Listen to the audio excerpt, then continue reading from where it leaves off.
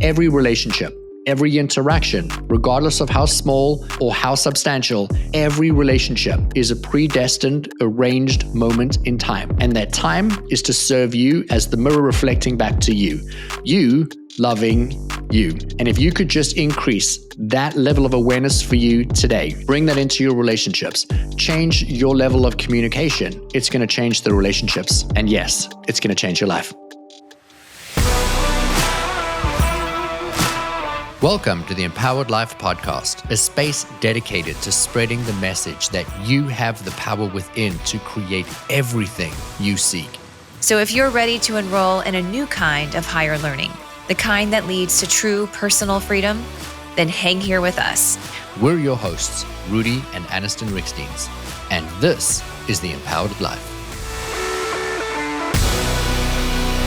Welcome to the InPowered Life Podcast. My name is Rudi Riekstins. I'm your host, and I'm going to dive right in on today's topic. A couple of weeks ago, I recorded an episode with my 11-year-old son, and I received so many messages from people just floored by his ability to be able to communicate complex problems simplistically. Again, I remind you, he's 11 years old. And the answer to that is that my wife and I have always had elevated forms of communication with ourselves and also with our children. And we hold these high standards of communication as the basic foundation with which we manage our relationship, and then obviously the relationship with our kids. And I wanted to bring this information to the InPowered Life podcast because the messages that I received from so many people were twofold. I had parents saying to me, "Oh my gosh, I wish you did a course on how we could communicate better with our kids." And I kind of expected that. Not to say that I have a course to do it, and it may be something I do in the future, but based on the information and the topic, it made sense. What I did not anticipate was how many couples would reach out to me saying, "I'm struggling in my marriage. There's a tremendous amount of resentment. There's anger. There's disconnection. We're on the verge of divorce. We're really struggling to make it work. We've lost that love. We've lost that spark."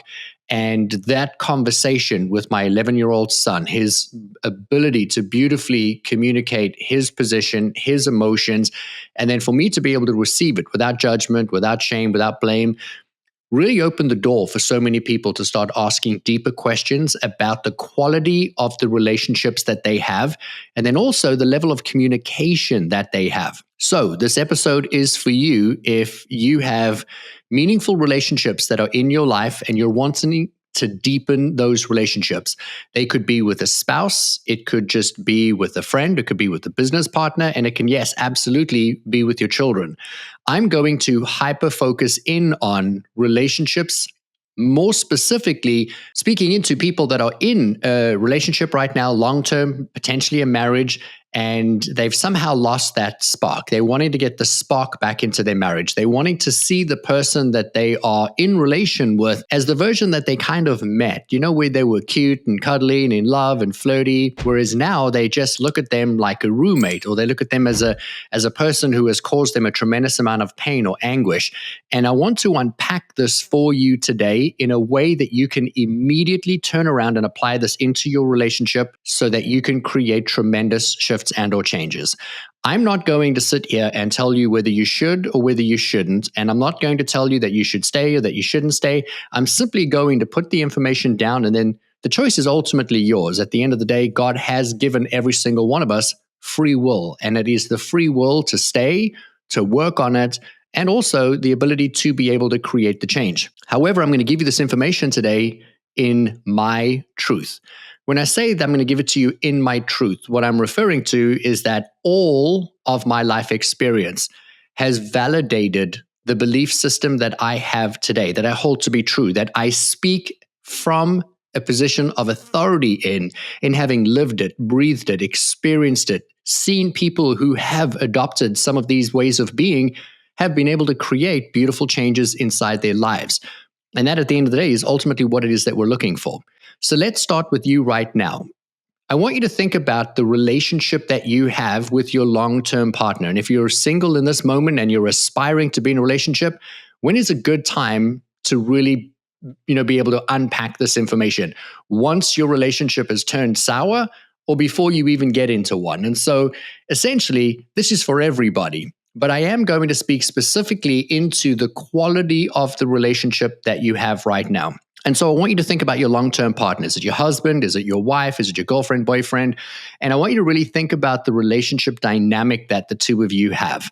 And I'm not talking about like, how do you, pass the breadsticks around the dining room table and how do you commune? And I'm really thinking more specifically into what does it feel like to be in relation with this person?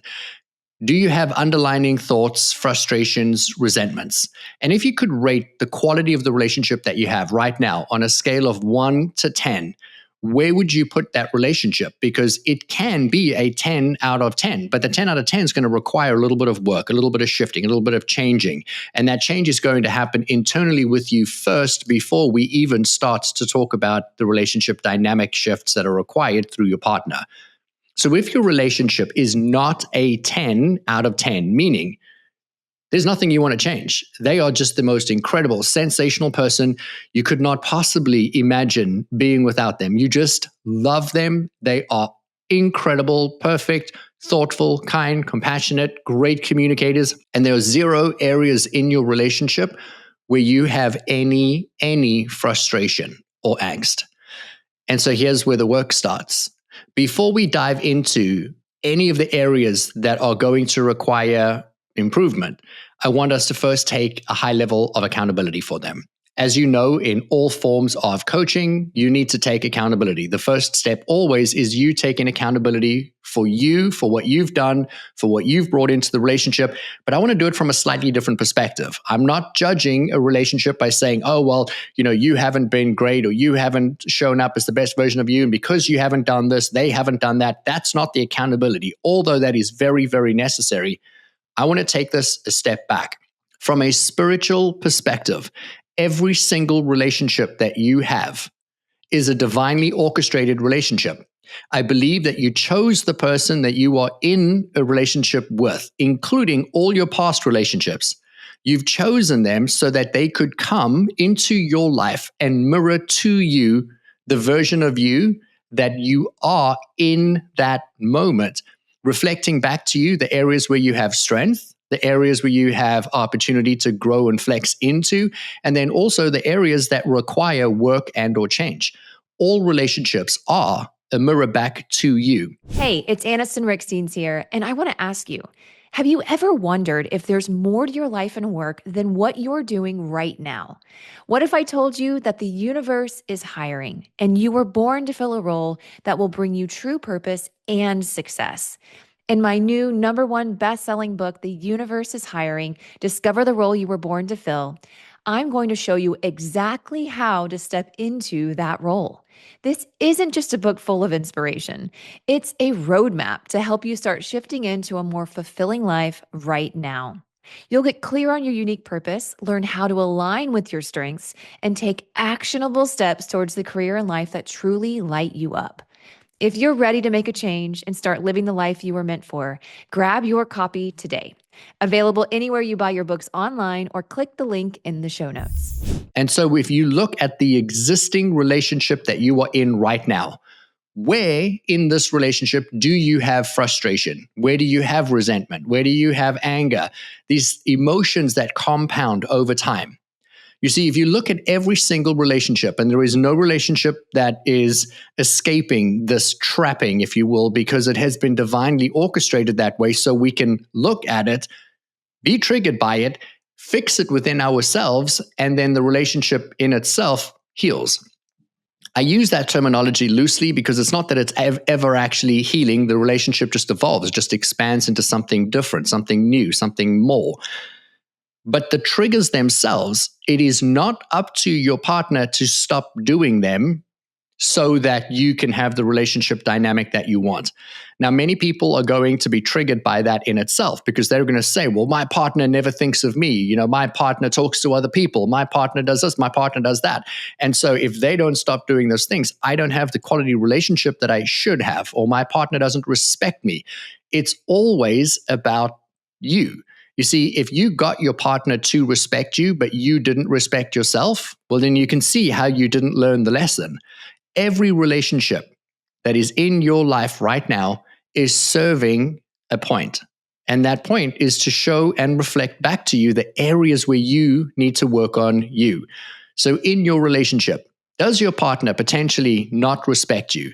And how is that lack of respect showing up in your relationship?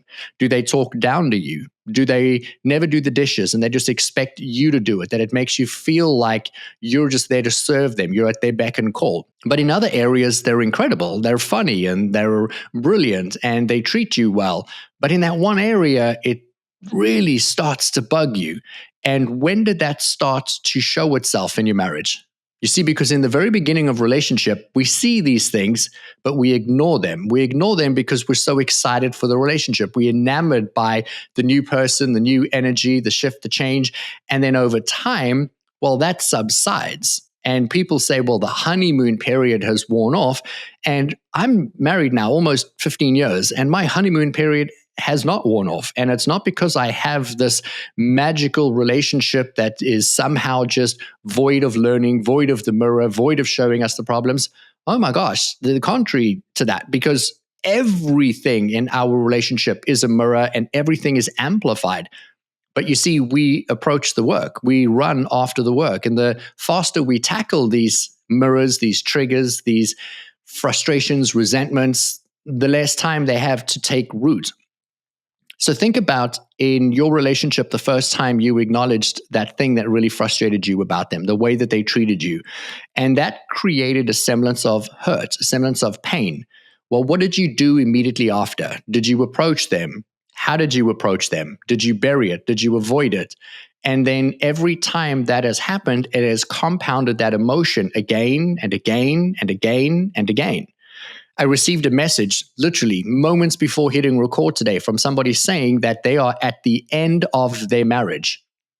This is a Hail Mary now. They want to create a shift or a change in their marriage, and they're hoping that this will fix the person. And my answer was this: you need to work on you. And when you work on you, the relationship is going to evolve. It will expand into the relationship that includes the area that was missing, meaning if there was a lack of respect, it will grow into respect.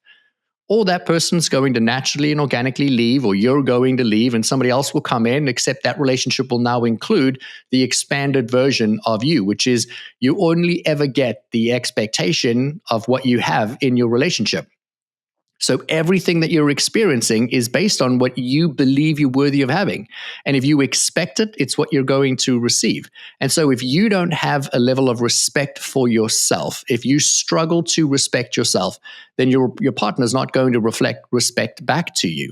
If we were to question them and say, do you respect your partner? They would probably say, yes, absolutely, of course I do. But you see, that's their micro actions that are showing you the lack of respect. And it doesn't mean that they have a lack of respect. It's your interpretation of their actions or behavior that is being reflected back to you. And so your work is to find the triggers that are coming up in your life and then looking at those triggers and asking, where is that in me? Where do I not love me? Where do I not respect me? Where do I not value my time? Where do I not appreciate me? And when you start to work on those areas on yourself and you heal the version of you that requires those shifts, requires those changes, then that is going to change in your relationship organically, automatically. You won't even have to bring up the conversations with them. Now, in this episode, I'm actually going to give you structured frameworks that you can use and apply into your relationships. You can use to apply into conversation. And yes, you can absolutely speak and stand in your truth. But I want to caution, and the reason I've started this episode here today is you can go with all of the perfect terminology, but if you haven't changed you haven't changed the frequency of how you're showing up in every situation, it's going to be mirrored back to you again and again and again. I've spoken about this countless times on the podcast, where you will constantly date the same person, even though the relationship changes, the person's name changes, their height changes, where they're from changes, everything about them is different, except they feel exactly the same, meaning the way that they treat you is the same. And if you're constantly being in relation with people that treat you the same, meaning they don't respect you, don't appreciate you, they don't love you, they don't give you what it is that you need, then that's about you. And it's not so much about them. You're drawing that quality out of every single one of these people. And so the first place to really start is to sit down and ask yourself, where are all the areas inside of your relationship where you have the most frustration, the most pain, the most resentment? And then write down, what are all of the things that they do that cause this level of pain and frustration or angst, etc.? And then what is the end result emotion that you feel? And so if somebody walks into the kitchen and they just put a plate in the sink and then they go and eat something else and put a plate in the sink and grab a cup and have a sip of water and put the cup on the kitchen counter, and you're constantly having to clean up after them, you're not actually frustrated that you're cleaning up after them. You're frustrated that they think that it is okay, that they can just leave a mess and that you're going to come after them and clean up after them. And so it's that feeling of like you're babying them, or they're just pigs and they're just leaving a mess everywhere. But that's not the frustration. The frustration is that you feel disrespected, like you're there to serve them. And if that feeling of resentment is building because you feel like they don't respect you, then in that moment, where in your life have you ever felt disrespect? Where in your life have you had emotional charges, relationships, family members, siblings? You go into school relationships and then eventually into work relationships. Where have you seen this common theme or this common pattern that you're not being respected, you're not being appreciated? I had a conversation with my wife, and I mentioned it in the episode with my son. And for the benefit of those of you that have not heard the interview of my son talking about creating safe space, I want to just ground the conversation for a moment because I have an incredible relationship with my wife. But in that episode, I mentioned having a conversation with Aniston where we both agreed that she would do something very specific. And then when she came home, I said, "Did you do that thing?" And she said, "Oh, no, it wasn't important." But it was important to me. And in the moment, it wasn't important to her. And when she said to me, "Oh, it wasn't really that important," and she dismissed what it was that I had asked, it triggered the feeling I had when I was in business with my brother and business partner, where we would sit and have conversations. We would all agree to a strategy. We would agree to a budget. We would agree to a timeline. We would agree to responsibilities. And then we would leave the meeting and they would do whatever the hell they wanted. And every time it made me feel like I'm not respected. I'm not valued. I'm not appreciated. They were just saying what they want to say to get out of the meeting. And then after that, they just walk away thinking like, well, that didn't happen. And that somehow that was acceptable. And so that feeling of being disrespected at work was coming up in my marriage in a simple me asking my wife something and she saying, "Yes, absolutely, 100% agree. That makes all the sense in the world. Yes, I'll do that." And then after the fact, "Oh, that wasn't important. Don't worry about it. It wasn't." And dismissing what I had said. The reason I share that is the majority of people that come to me and say that they're having very difficult relationships. Those relationships that are difficult, it's grounded in one of those seemingly insignificant moments over the course of a marriage that most people wouldn't even think about months or years later. I will forget that conversation in another 2 weeks, 3 weeks, 4 weeks, because I addressed my immediate concern with her when it happened. The moment it happened, that same day, I said, "Hey, I want to talk to you about something. When I was in business with my brother and my partner, this is what happened. This is how it made me feel. And this is how it's coming up in our marriage today. Is that how you wanted me to feel?" Then immediately she's got context as to why am I feeling this way. It was done in a completely calm and neutral state. And in having that conversation, she was able to turn around and say, "Oh my gosh, I'm so sorry that you perceived it that way. That wasn't the truth. In fact, this is what happened. And I didn't do it for this reason. But when you asked me, I immediately just tried to dismiss it like it wasn't important because I realized, oh, I'd made a mistake." And that quickly we were able to navigate something. But the majority of relationships, They don't have that conversation. We call those clearing conversations, where you clear the air. They take that and they compound it. So they go to bed at night feeling disrespected and dismissed by their partner, even though 99.9% of what their partner did that day was amazing, was beautiful, was incredible, was loving, was done with compassion and kindness. And they go to bed angry because they feel hurt. The unconscious mind is now scanning all of the memory of every time they've ever felt hurt that way. And now you're comparing your relationship unconsciously to all the other relationships, to all of the other situations where you felt that way. And so that emotion that is being dumped into the body is now expanding. It's becoming more. And so you become more angry, more resentful, more frustrated. And then you fall asleep, if you sleep. And when you wake up in the morning, you're tired because you've been tossing and turning. Your brain's trying to remember who you were. You see your partner, you see your clothes from the day before. Something triggers the memory of that day, and you're like, oh, and immediately the brain produces the same thought with the same emotion, except there's more now, because it's the accumulation of all the memories now that are starting to dump, all of the heightened emotion, all the time that you've thought about that throughout the night. And it pours all of that emotion into your body. And you begin your day resentful, except you're not resentful for this one little conversation. It now feels significantly larger in your body. But this is your relationship, and you haven't cleared it. And you don't want to clear it because you don't want to have conflict. And because you don't want to have conflict, you now trap the emotion. And when emotion is trapped into the body, that is where the body begins to majority, over 90% of all illness in the body, I believe the number is 91% of all illness in the body is emotion related, trapped emotion. Somebody angered you, somebody disappointed you, somebody hurt your feelings. You think about it again and again. You trap the emotion. You don't allow the emotion to pass through you. And now it becomes cancer. It becomes ulcer in your stomach. It becomes this bigger issue that you have to deal with, because the brain and the body are all working with your relationships to show you where you most need to learn about you.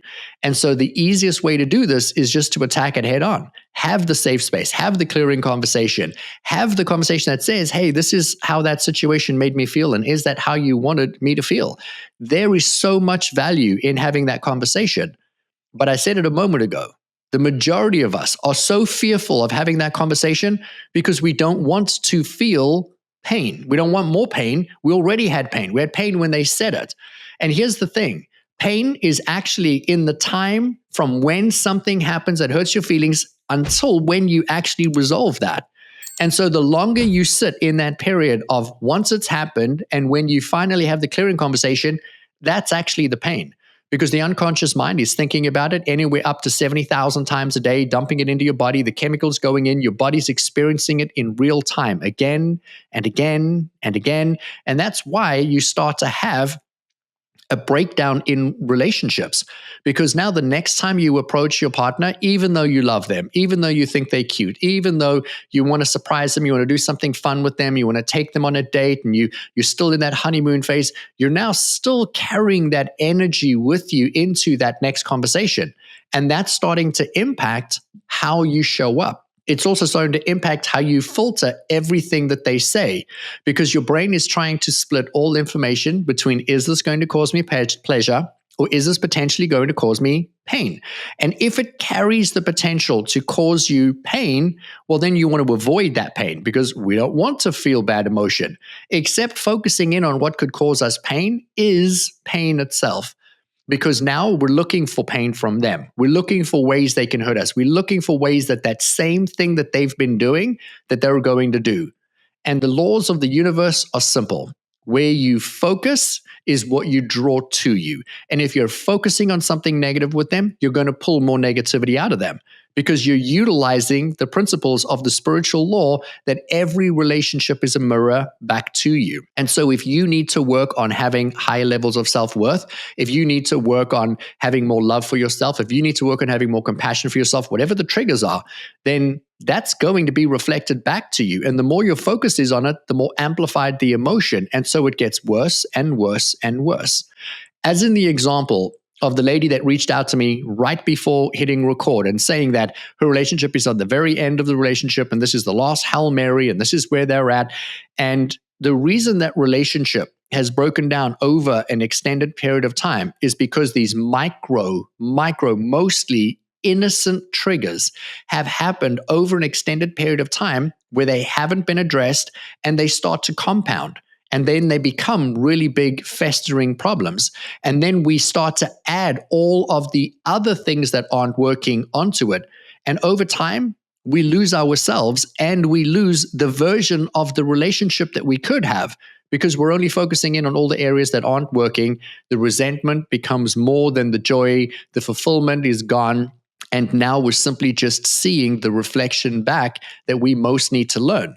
Except most people aren't looking at it that way. They're looking at it like they're the problem. Well, they don't treat me this way. They're not giving me what I need. And so if they don't change, I'm going to stop having sex with them.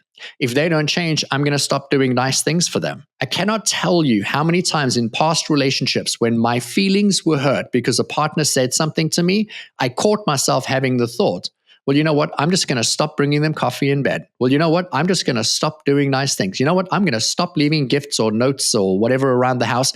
And it's like, what? That's what I want in my relationship. So why would I stop doing that?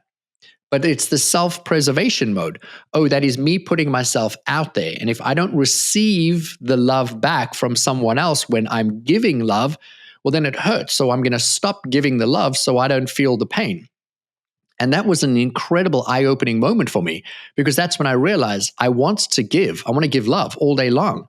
And I'm now not allowing myself to be who I am, to give the love, because when I give the love, it's not being received equally. So when I paused and said, where do I not give me love? Where don't I love myself? And what it netted down to is going to be very similar to the intentional example I've used the entire episode.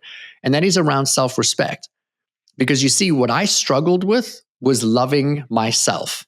And a part of not loving yourself is also tied to you not respecting you not valuing you.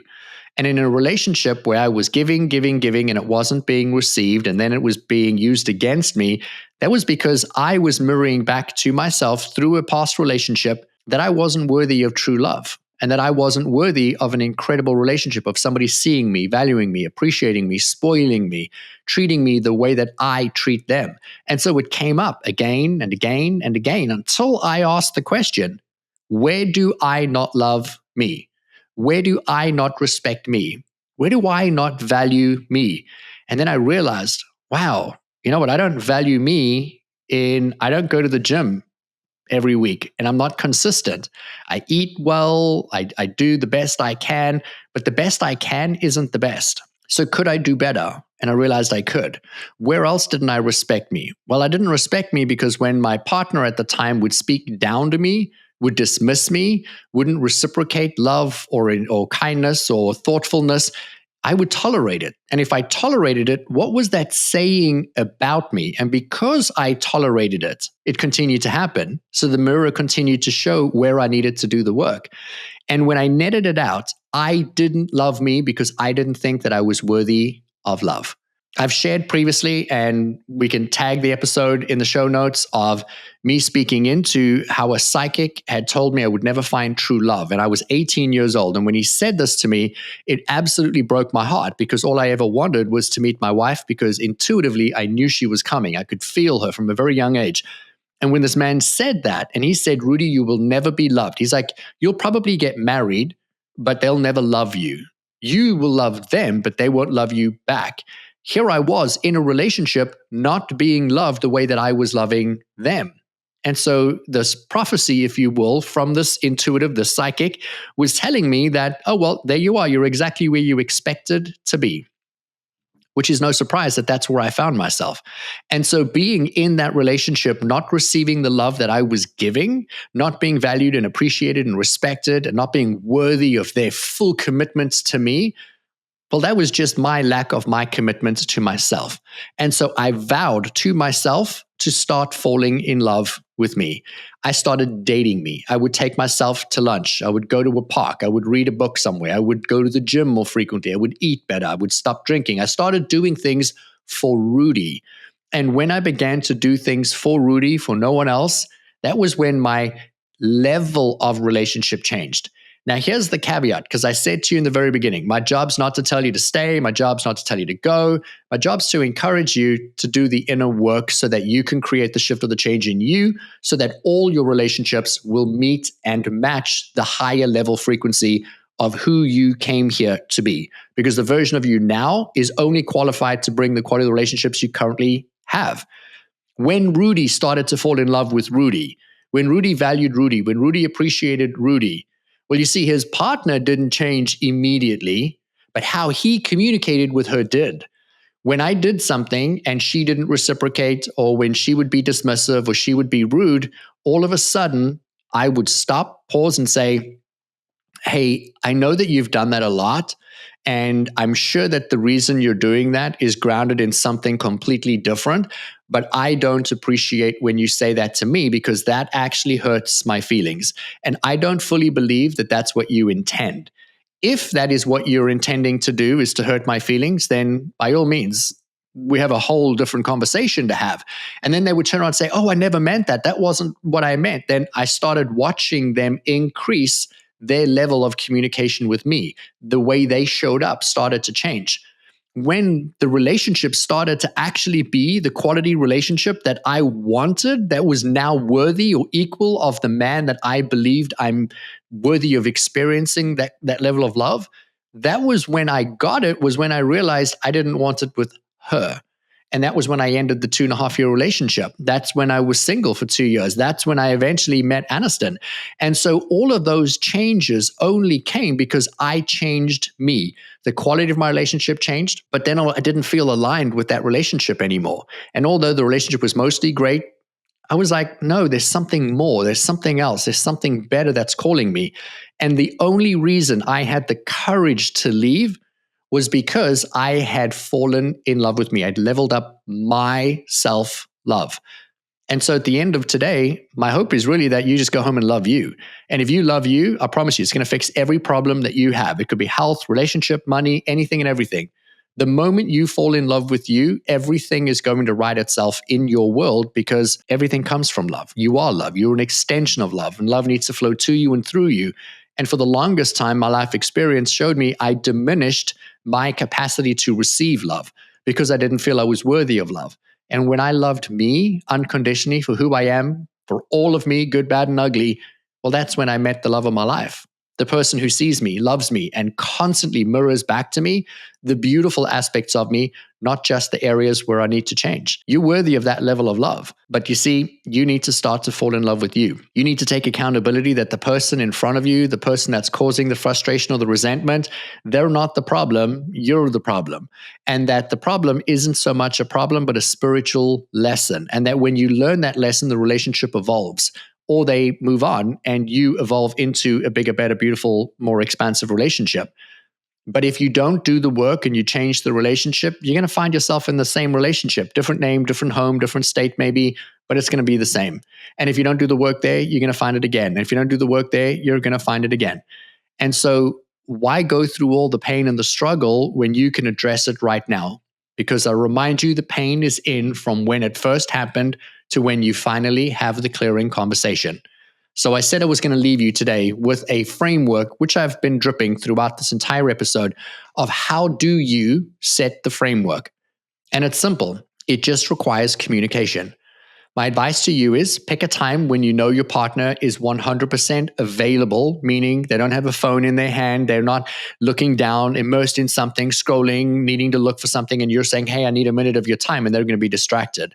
Pause for a moment and say to them, is this a good time to talk to you about something that is really important to me? That single phrase is enough to get their attention. When you have their attention and they say, yes, this is a good time, you say, well, I would like to talk to you about something that really hurt my feelings. And I don't believe that that is what you intended, but it is how it made me feel.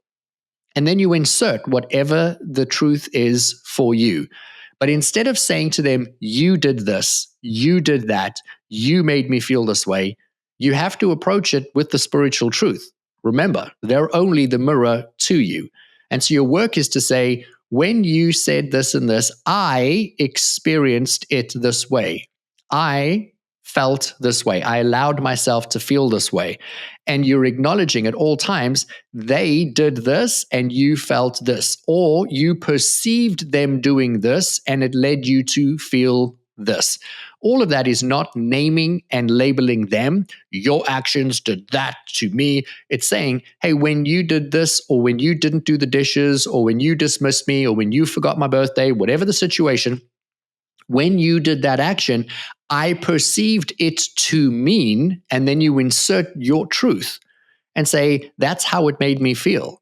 And then it reminded me of when other situations made me feel this way. And don't name all the relationships in your current relationship. Just say in past relationships, I noticed this feeling with my family. I noticed this feeling. And so there's this pattern. I would love to move on from this. I would love to heal from this. And so I'm going to ask you, is that how you wanted me to feel? Was that your intention? Or have I misunderstood or misinterpreted the situation? And then they say, oh, no, that's not what I meant. Here comes another leveling of that self-worth. Because remember what I said to you, when you love you, when you increase your level of expectancy in a relationship, you no longer tolerate mediocrity. So when you have a conversation and you're not okay with that, then you're going to pause and say, okay, well, I appreciate you owning that. I own my actions and what I did. I'm going to ask that in future, you not do that anymore, because I would never do that to you. And so the example of that in practice would be if somebody just puts the dishes on the kitchen counter or in the sink and they don't clean up after themselves, and you're constantly having to clean up after them. And you go to them and say, when you leave things lying around, I interpret that as you thinking that, I'm just here at your beck and call, that you don't really value me or respect me. You actually think less of me, like I'm just there to serve you. And I know that that's not what you mean, but it is how it makes me feel. Is that how you wanted me to feel? And then they say, oh my gosh, no, absolutely not. Didn't even think about it. Then you insert your truth and say, I'm going to ask that in future that you please support me in you cleaning up after you, because I would never leave my things lying around for you to clean. I would never diminish you or your value or your worth in this relationship to that of just being the person that cleans. And so I will make a concerted effort that when you do, I will come to you without emotion, and I'm going to ask you using this phrase, hey, that same emotion's coming up. Would you mind helping me with your plates? And then they now are remembering the action and then the emotion and the conversation that it's tied to, so that it speeds up that process. Remember, your partner has been who they've been longer than they've been the version of themselves that you want them to be or that they're choosing to be. So they are going to leave plates there. They're going to do the same things again and again, not because they don't want to change or they don't want to help you or they don't want to support you. They've just been that person for so long. And so your job is to continue to hold the standard and then to say, you're doing it again. And as you do it again, you say, without judgment, without shame, hey, I just wanted to remind you, we agreed to this. Would it be okay if you could help me with this? Because I don't want to have that built up resentment. And now they're going to be like, oh my gosh, yes. And the more you have that conversation without judgment, the less it's going to happen, because the new behavior will start to kick in. At the end of the day, a beautiful way for you to sit down and have a meaningful conversation with somebody that you're in a relationship with is to really open the conversation openly, honestly, and say, when we got married or when we entered this relationship, I entered it for the long term. I want this to work and I want this to last. Question for you. Are you committed to having this relationship long term? Yes. Are you committed to having an okay relationship, or do you want to have a great relationship? Well, I want to have a great one. Then you say, okay, I don't want to resent you. And I don't want the resentment to turn to anger. And I don't want the anger to turn to, and you can name it. If you're not having intimacy in your relationship, you've stopped having sex because you're so frustrated or so angry, you can always speak into saying, I don't want to be in a loveless, sexless, lack of intimacy, quality relationship. And so I would love for us to get back to where we were, but I can't when I feel frustrated. And I feel frustrated because of these things. And even though we can't flick a switch and get back to there today, can we start taking steps to get back there? Because I would love to see the version of you that I fell in love with. I would love that quality relationship to come back, but it is going to require me not looking at you this way and I need to speak my truth in order for me to see that. So I can heal my wounds. What are your wounds? And then the two of you start to have that open dialogue. If they understand that the lack of change is going to compound into resentment, anger, frustration, and then eventually you're going to leave, then they now know what's the cost of inaction. And so they're more committed to creating the shift or creating the change. Never forget, every relationship, every interaction, regardless of how small or how substantial, every relationship is a predestined, arranged moment in time. And that time is to serve you as the mirror reflecting back to you, you loving you. And if you could just increase that level of awareness for you today, bring that into your relationships, change your level of communication, it's going to change the relationships. And yes, it's going to change your life. If there was something in this conversation today that really, really impacted you, I would love for you to share it with me. Tell me what you most gained from this episode. And if there are other topics that you would like me to cover, as in the relationship conversation we just had based on all the messages I received, send me a message. I would love to hear from you on Instagram. You can email me through my website, and I would love to be able to support you in giving you content that's going to create the greatest impact for you. Remember, if you are looking to create change in your life, change comes when you follow a very specific formula. I'm going to invite you to join the InPowered Life community, where I do this every 2 weeks for up to 2 hours every time, and include hot seat coaching, where you could literally in hours time, learn a concept, have back-to-back dialogue with me in a coaching format without having to incur the incredible cost of one-on-one coaching. It is a group program. It is highly impactful. Lives are being changed there every single day, and we have a space waiting for you. Thank you so much for joining me in the Empowered Life Podcast. Again, my name is Rudi Riekstins. I freaking love you. I love you so much. I'm going to love you literally to the degree with which you have to meet and match that level of love, because that's what you're worthy of having. And I'll catch you in the next episode of the Empowered Life Podcast. Till then, bye-bye. If you enjoyed this episode, please subscribe so you don't miss out on future content. And we would love your support in leaving us a review wherever you listen to your podcasts. Make sure to check the show notes for more information on how you can find us online and on Instagram. Now go create an amazing day for yourself, and we'll see you again soon.